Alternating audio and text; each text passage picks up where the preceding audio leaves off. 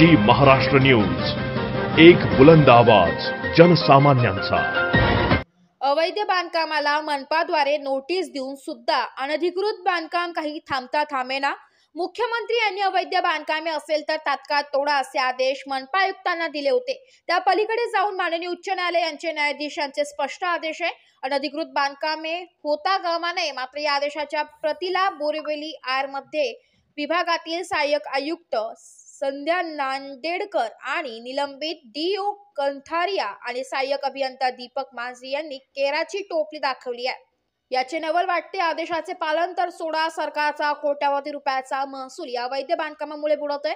राजरोसपणे मोकळ्या जागी इमारती मोठमोठ्या चाळी निर्माण करण्याचं काम संध्या नांदेडकर यांच्या छत्रछायाखाली व डीओ कंथारिया व मांझी यांच्या देखरेखीखाली सर्रासपणे आर्थिक हितसंबंध जोपासत चालूते।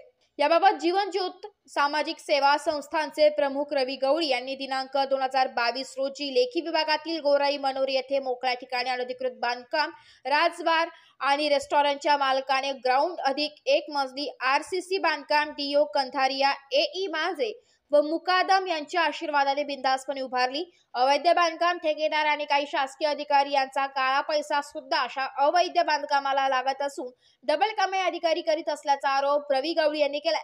राजबार आणि रेस्टॉरंट अवैध बांधकामे तात्काळ तोड कारवाई करण्यासाठी जीवन ज्योत सामाजिक सेवा संस्था आक्रमक झाला असून याबाबत जन आक्रोश आंदोलनाचा दिशा ठरवणार आहे।